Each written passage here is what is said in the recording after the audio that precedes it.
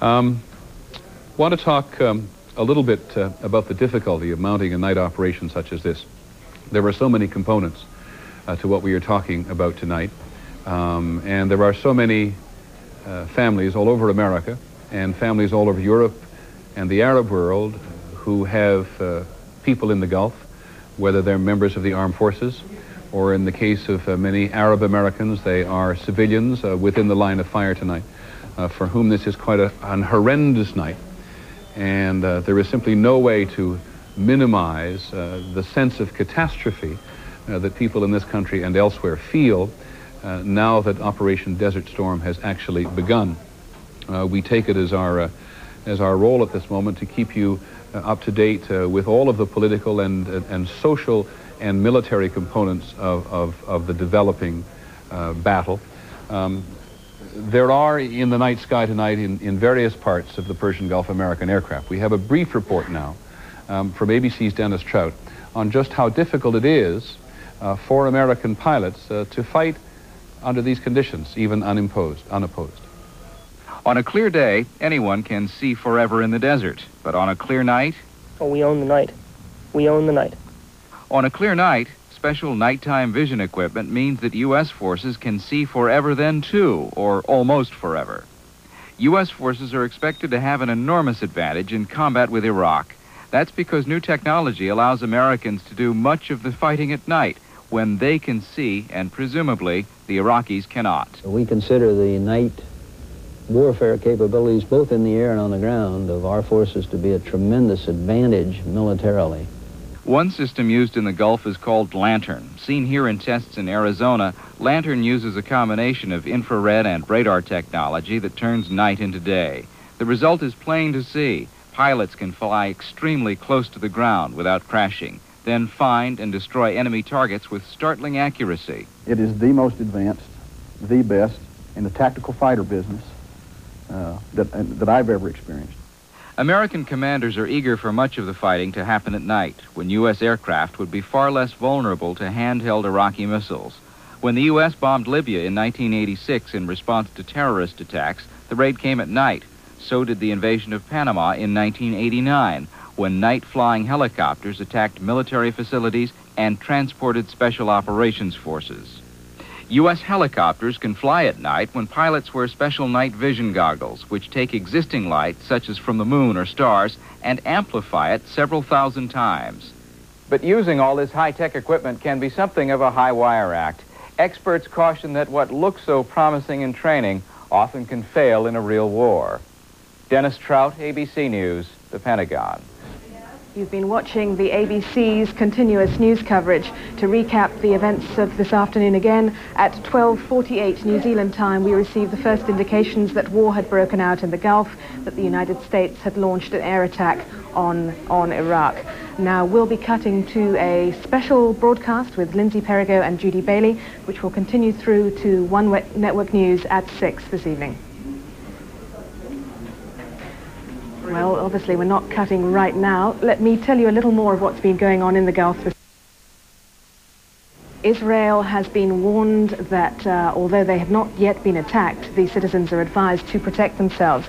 Going back to 12:48, when in New Zealand we first received the information that the Iraqi capital of Baghdad was under attack, American reporters stationed there reported seeing the night sky light up with anti-aircraft fire. Shortly after that, they heard the anti-aircraft sirens and the lights in Baghdad began to come on. Then the United States announced that Operation Desert Storm had begun. Now we are ready. We will cut across to Judy Bailey and Lindsay Perigo, who are in the studio. They'll be doing a special broadcast which will run for the rest of the afternoon, taking us through to One Network News at 6.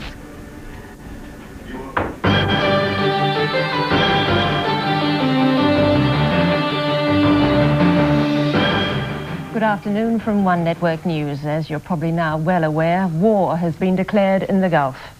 We've been on air since the formal announcement was made, bringing you direct from New York the ABC News feed of this momentous event. And we will remain on air throughout the afternoon, crossing to New York when necessary.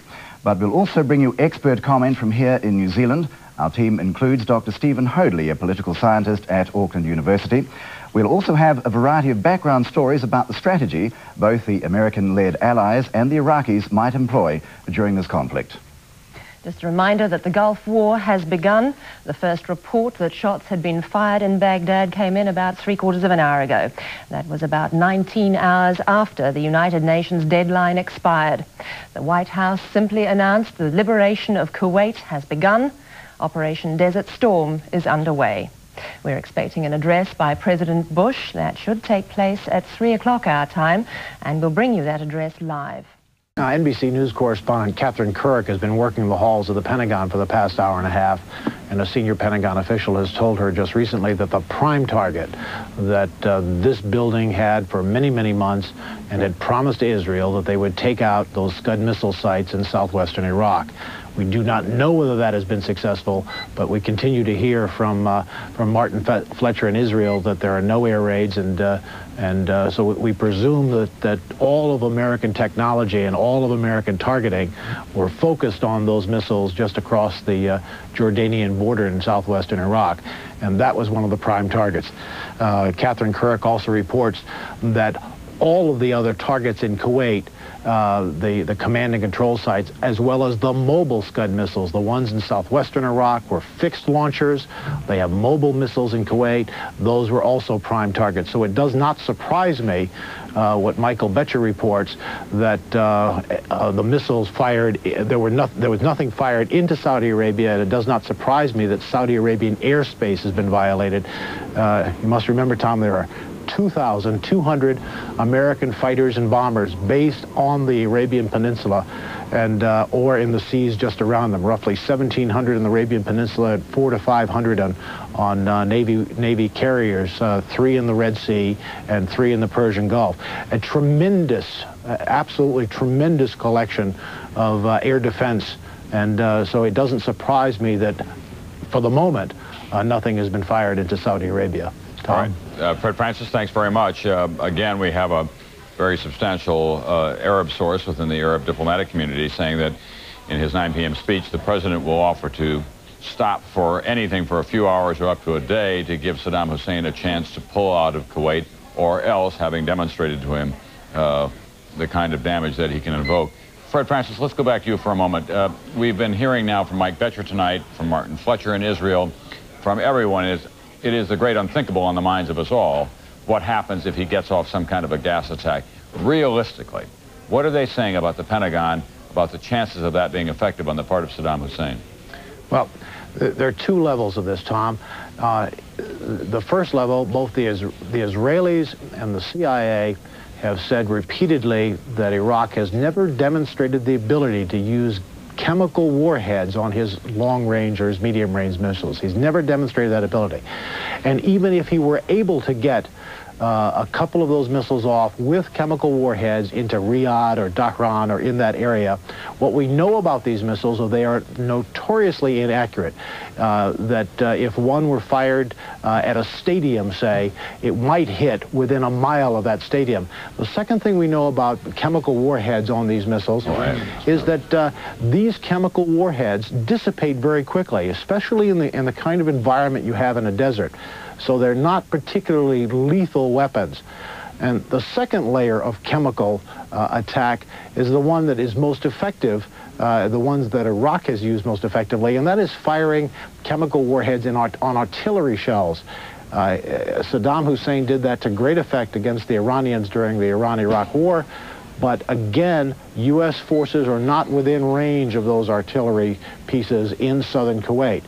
So the bottom line of all this, Tom, is yes, it's good to have those gas masks, and that's the real scare, but it's just a scare. It's not a real lethal threat, pinpoint targeting, and in this building, and at least at the CIA, and even the Israelis, we're never totally concerned about the chemical threat.